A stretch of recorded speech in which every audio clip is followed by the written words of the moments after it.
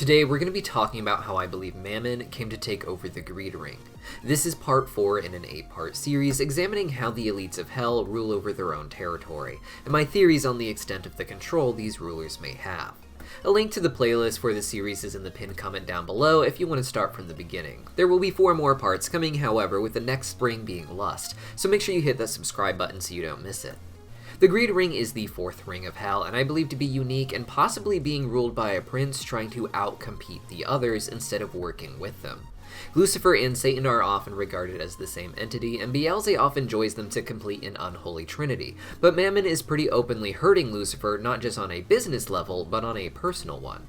What little we know of the Greed Ring so far comes from episode 2 of the show, Lululand, where the gang goes to the theme park of the same name. Lululand is mentioned by Octavia to be a shameless ripoff of Lulu World, a famous beloved theme park in the Pride Ring created by Lucifer. Lucifer seemed to take legitimate pride in his theme park creation, and Lululand is viewed by most as a cheap knockoff, cheap being a reference to its quality, with prices being outrageous in Lululand and possibly even higher than in Lulu World.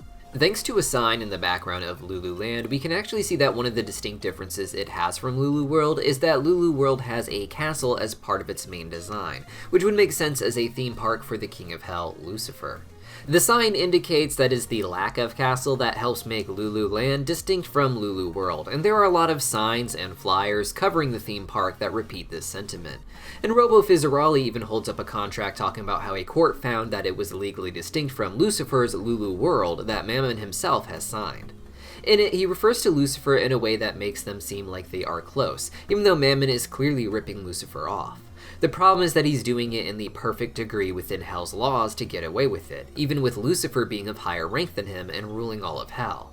I have theories on why Lucifer would cave into such a legal system, save for the end of the series on how he rules all of Hell, but for now it is the beginnings of a pattern Mammon shows for trying to rip off other princes instead of working with them. Robo Fizzarali himself is a robotic knockoff of Fizzarali, so famous in Hell that there were love bots made in his image to be advertised on billboards and distributed to the masses. Fizzarali of course worshipped Mammon at a young age, as we saw from Blitz's childhood photos, but is an icon famous from the Lust Ring as part of Asmodeus' brand. The Robo-Fizzes are sold as love bots, but this one was brought to perform for children. While his performances aren't sexual, it's another example of how Mammon relies more on ripping off other princes, taking what they already found to be successful, and trying to make money off of it himself with a cheap knockoff. This disregard for the other princes, even the King of Hell himself, gives the impression that Mammon worships money more than anything else in Hell.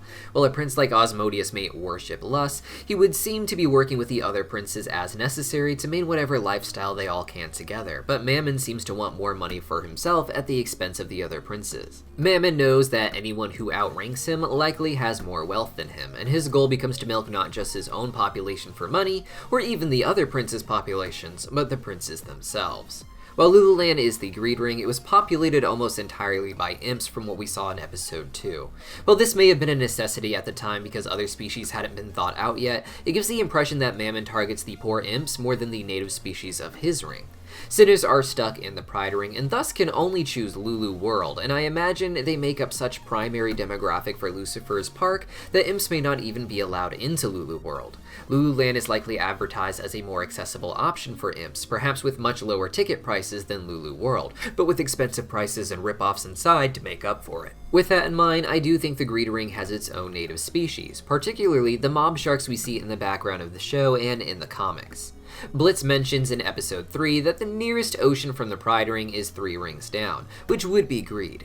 While I believe the deep-sea looking demons come from the rings further down like Envy, the sharks make sense being in an ocean from Greed, where they do crime as mob sharks under the service of Mammon. Despite the already lax laws of Hell, Mammon would use them to do the things that just weren't legal, making sure Mammon got more and more of the currency trading hands between the rings because of these dirty dealings. If any mob shark ever got in trouble, they'd be written off as an individual criminal and not a part of Mammon's bigger and greater schemes, allowing Mammon's bigger bad business practices to keep going. Hell's currency is called souls, and Mammon himself is depicted on it, and I imagine he cares more about the currency than the actual resources that back it and the balance of the system. Like the other princes, he has an app on the cell phones of Hell modeled after him, his being called the Moneymaker Bank app. This app is likely meant to keep as much of Hell's currency held in an institution that Mammon controls. Like with a lot of banking systems in real life, he may legally own the currency once it's in his system, and be able to legally withhold it for one reason or another as part of the terms of service. In addition to banking, it promises to help make money, but like everything else Mammon does, it likely just saps people's savings. Instead of just taking people's investments and immediately tanking them, I imagine his approach is a bit more subtle. Like the other princes, Mammon seems to have a celebrity status in Hell, with him being even more of a celebrity than the others, if anything. This can be seen in the 2022 trailer, where imps are at something of a concert-like venue to see Mammon, and Blitz and Fizzaroli's childhood photos where they wear Mammon-themed merch. Mammon likely presented himself as the ideal person with money, making others want to be like him as well as be rich as him. He could plug certain investments on his money-making app, most of them in his favor, but that would inflate the value of money. During this inflation, prices on all sorts of things would change, all trying to be somewhat in relation to the changes in various stocks, but each price would be adjusted ever so slightly to be more expensive than the new currency value could purchase at its previous point. In this way, using even just his own people on the app, Mammon would be able to control much of Hell's economy so that the value of souls decrease, more souls are printed off, and somehow more of it ends up in a vault for himself.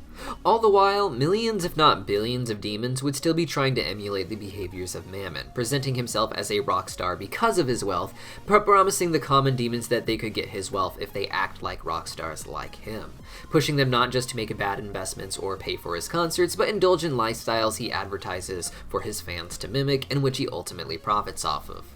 In addition to having sea-based demons native to the Greed Ring, there also appears to be a series of demons popping up in the background with a skeleton appearance and green jester clothing.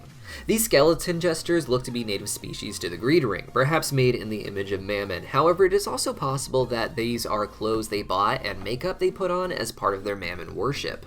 Fizzaroli and Blitz had a celebrity worship of Mammon as discussed earlier, with Fizzaroli's appearance as a jester being largely modeled after Mammon, it would seem. While we don't know what ring he and Blitz are originally from, their worship of Mammon indicates that other demons, local to Greed or not, may just be copying his style as part of their celebrity worship. However, the bare bones look of some of these demons gives the impression that this is some sort of species, even if they can look wildly different from each other in shape. This is all I had to say about Mammon and how he may be enslaving the Greed Ring, and perhaps the rest of Hell, but there will be more videos coming out soon about Lust, Envy, Sloth, and even Lucifer as the King of Hell. So hit that subscribe button so you don't miss it, and if you just can't wait to see them, join our Early Access Club for just $4.99 a month. You'll get access to these as well as our other videos as they come out. See you guys there.